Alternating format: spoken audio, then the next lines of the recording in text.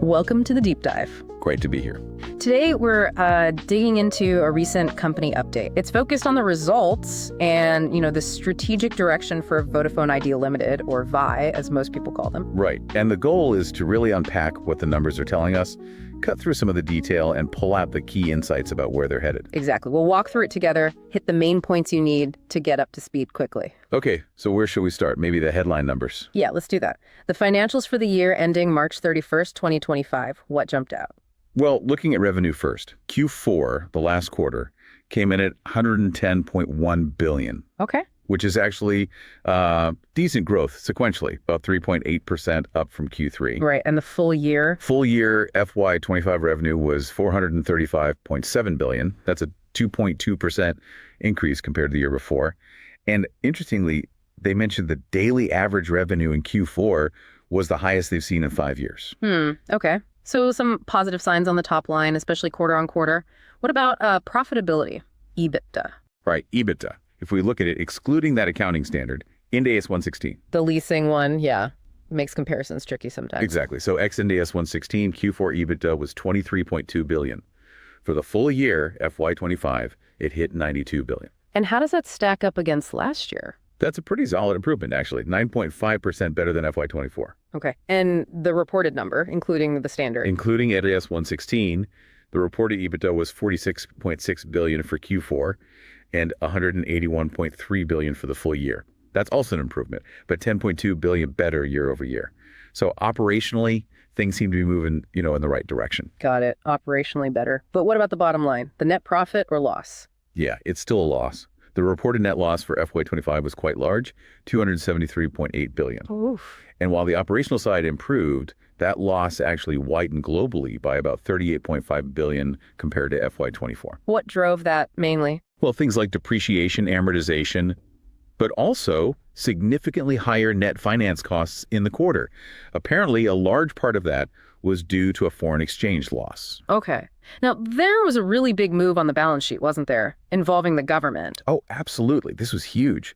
They basically de-recognized a massive chunk of debt owed to the government for past spectrum auctions. How much are we talking? $369.5 billion. It was wiped off the deferred spectrum payment obligation line. Right. And where'd it go? It was reclassified as share application money, essentially earmarking it for conversion into equity. And that had a knock-on effect on their bank debt. Definitely. That move, plus some other equity raises they did, helped them slash their debt owed to banks. It went from about $40.4 billion in March 2024 down to $23.3 billion by March 2025. That's a substantial drop in bank borrowings. What about their cash levels? They finished the year March 31st, 2025, with $99.3 billion in cash and bank balances. And did all these balance sheet shifts make a difference elsewhere, like with credit ratings? Yeah, they mentioned that. Following these changes in Q4, their credit ratings for bank facilities got an upgrade. Which is important for future borrowing, presumably. Exactly. They said this upgrade is actively helping their ongoing talks with lenders about securing, more funding down the line. Okay, that gives us a good financial picture. Let's maybe shift gears and unpack the strategy. What are they actually doing? They talked a lot about the Indian market context, right? They really did. They spent quite a bit of time emphasizing just how fundamental wireless connectivity is in India. It's the backbone, they said, for over 1 billion people using digital services. And the investment level so far? Huge investments over the last decade. Building out infrastructure, getting really broad 4G coverage, almost 99% of the population, they claim. And now starting the 5G rollout, which they positioned as being among the fastest globally. They also stressed how critical it's become, didn't they? Yeah, pointing to things like COVID, geopolitical tensions, natural disasters, times when reliable connectivity is just essential. They noted India is sort of globally recognized for how deeply it covers its population. So a massive market, lots of investment sunk in already. But it sounds like there are still major challenges. Oh, absolutely. That was a core part of the message. The big challenge, India has one of the lowest returns on service, or ROAS, in the world. Meaning the revenue per user is very low compared to the cost. Exactly. Very low revenue per user, or per unit of service, compared to other countries. And that makes it incredibly tough to keep funding the constant investment and innovation needed in telecom. And the overall return on investment isn't great either. Right. The return on capital, the ROC, is still below the cost of capital. Basically, they're not earning back enough on their investments to cover the cost of the money they used. Not yet, anyway. Which leads directly to their push for higher tariffs. Yeah, they were very clear. Further price increases are, in their view, essential. Not just for a fair return on past investments, but crucially, to fund all the future spending needed. Future spending on what specifically? New tech, obviously 5G expansion, keeping up with just exploding data demand, which I think AI is only going to accelerate further. They also seemed keen on changing how data is priced, not just the overall level. Yes, that was interesting. They argued strongly for a move towards more usage-based pricing. Why? Because right now, they feel the cost of providing extra data to really heavy users is, and I think their phrase was, extremely low and unsustainable. So pay as you consume more. Kind of. Their argument is that users consuming vast amounts of data should probably contribute more proportionally to the network costs. The current structure, they feel, doesn't really reflect the cost or the value of that heavy usage. Okay, interesting dynamic. Now, shifting from the market to Vi's own actions, it sounds like network investment is seriously ramping up. That was a central theme, definitely. CapEx momentum is building. In Q4 alone, they spent $42.8 billion. Which is a lot for them recently. It's their highest quarterly CapEx spend since the Vodafone Idea merger happened. Yeah. And that brought the total for the full financial year, FY25, to $96.2 billion. And how's that translating into actual towers and equipment on the ground? This is where the scale really hits you. In just Q4, they added over 6,900 unique broadband towers. Management made a point of saying this was the biggest quarterly addition since the merger. Wow. And the full year picture. Looking at the net additions for the whole of FY25, it was 14,100 broadband towers. Okay, 14,100 net. How does that compare to previous years? Get this, the net cumulative addition over the entire previous 5 years, FY20 to FY24 combined, was only slightly more, around 14,900. Seriously? So they added almost as many net towers in 1 year as in the previous 5 combined? Pretty much, yeah. It's a dramatic acceleration in pace. That's huge. Where are they focusing these new builds? Any particular technology or band? A lot of focus seems to be on the 900 megahertz band. They added around 18,400 sites there in Q4. That band is really key for improving coverage, especially indoors, across 16 of their operating circles. Okay. And other bands? They also added about 14,500 sites in the 1,800 and 2,100 megahertz bands. Those are more geared towards boosting capacity and data speeds. So what's the total count now? All this activity brought their total broadband site count up to around 449,460 as of the end of March 2025. That's up from about 430,700 a year before. And what's the tangible impact of all this building? Can customers feel it? Well, they claim these investments have boosted their 4G population coverage by about 73 million people.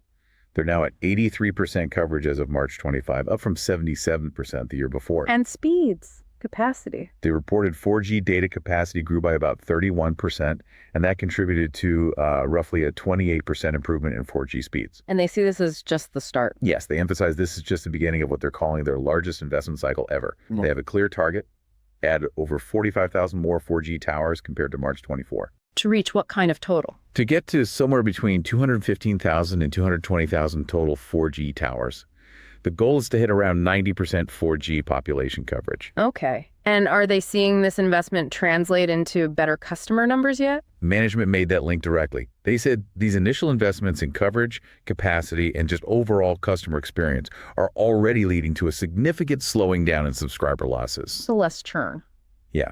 And they sounded pretty confident that as this CapEx continues alongside the 5G rollout, these positive subscriber trends will keep improving.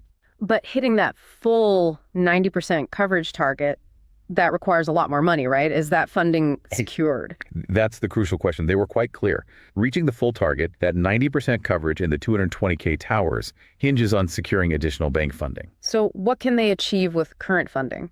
The CapEx they have under implementation right now should get them to around 84% coverage. Maybe some other independent spending pushes it to 85% or 86%, but getting all the way to 90%, that needs the banks to come through. Did they comment on the network quality overall as it stands now? Yes, they did mention they've addressed congestion points where the investments have been rolled out. Their view is that their overall offering is becoming competitive, especially once the 5G rollout is complete across all their circles. Right. Speaking of 5G, the rollout actually started. It did. Kicked off in March 2025. Where is it live? Right now, services are up in parts of Mumbai, Delhi, Chandigarh, and Patna. but they're actively expanding.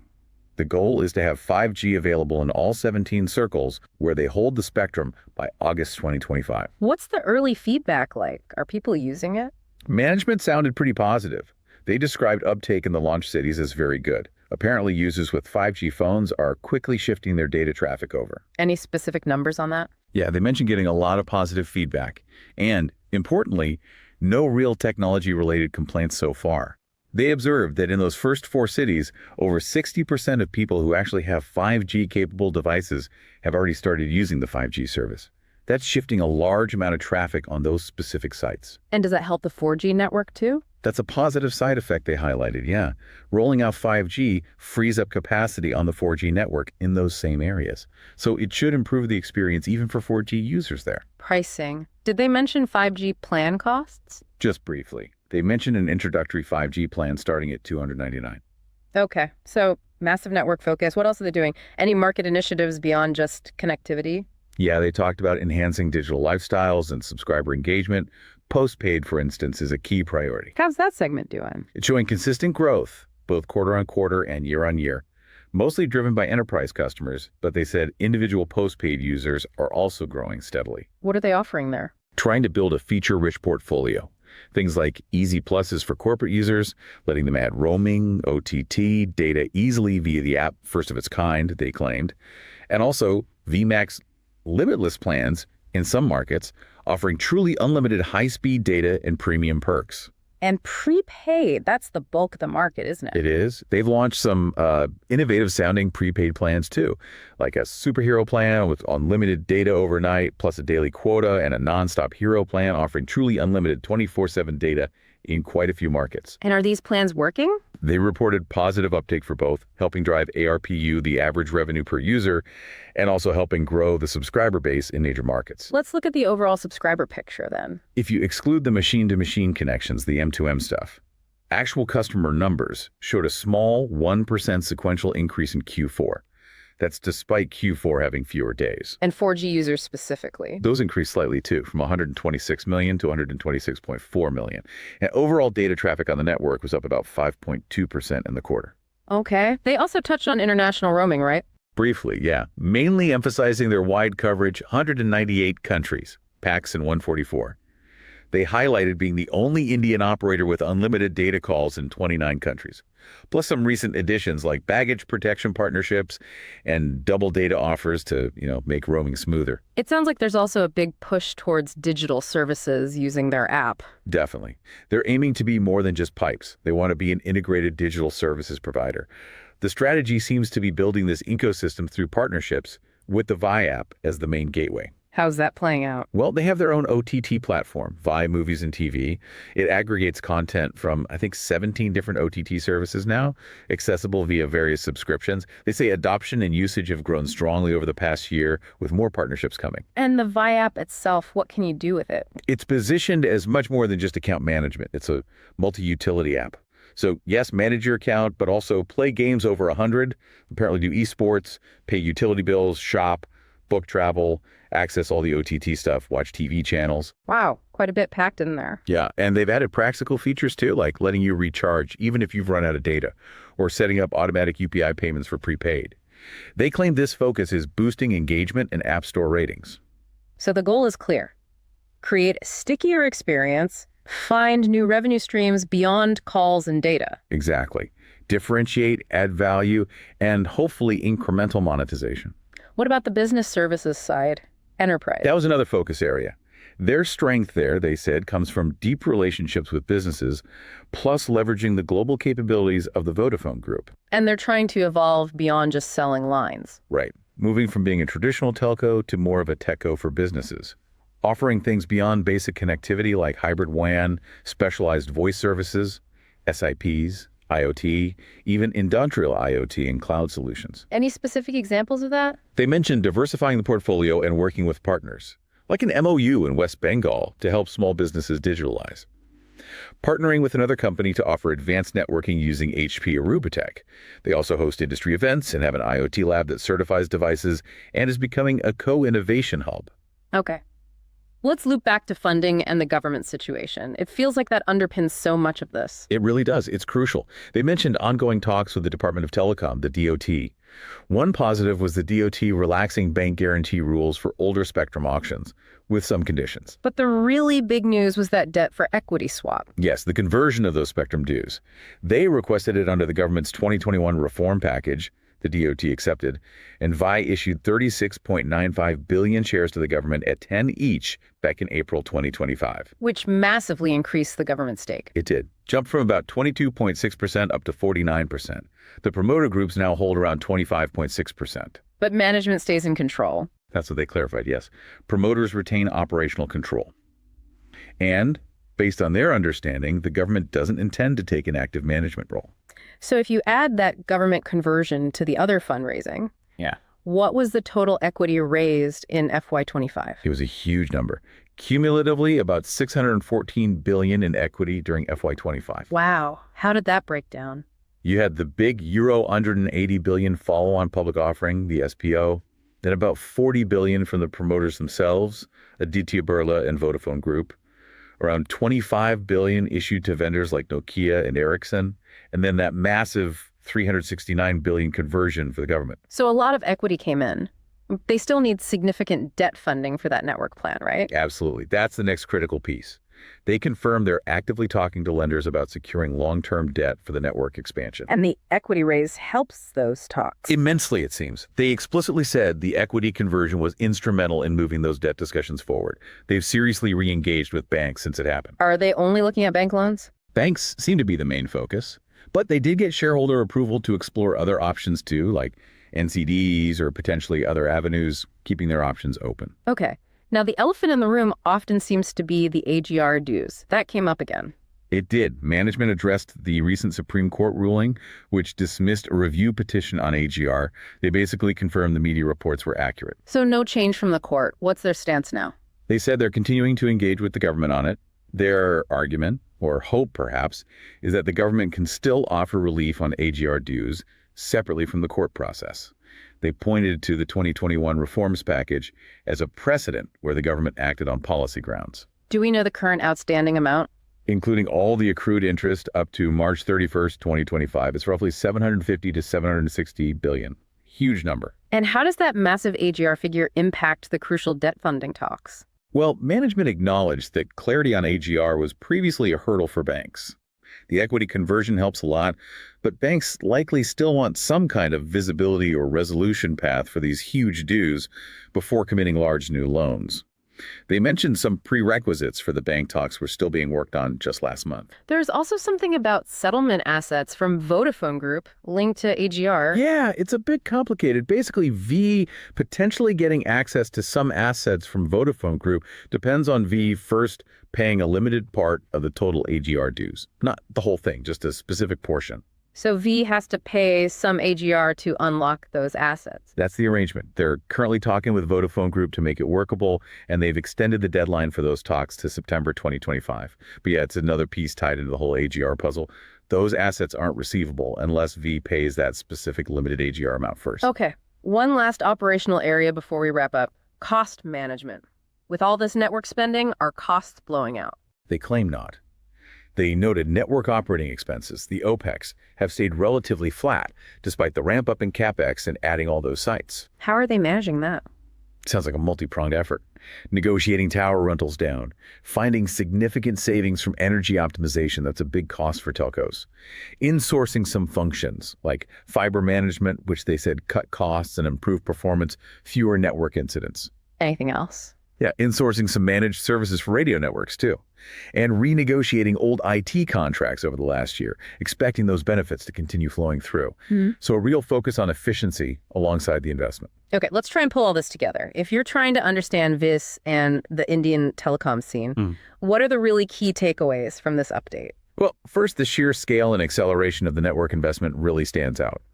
Adding almost as many towers in 1 year as the previous 5 combined, that's a massive statement of intent to fix network gaps. And there are some early signs it might be working. Seems like it. The slowing subscriber loss, the slight uptick in Q4 subs, the positive noise around the 5G launch, It suggests the investments are starting to impact customer perception and maybe competitiveness. Management certainly sounds more confident about their network offering now. And it's a big but. The funding isn't fully secured yet. Exactly. That's the critical overhang. The equity raise was huge, especially the government conversion, and it's clearly helping debt talks. But securing that large, long-term bank funding needed for the full 90% coverage target is still the key hurdle. And that funding seems linked to Getting more clarity on those massive AGR dues and resolving that complex settlement asset situation with Vodafone Group. It's all interconnected. the broader industry need for higher prices is also a constant theme, isn't it? Absolutely.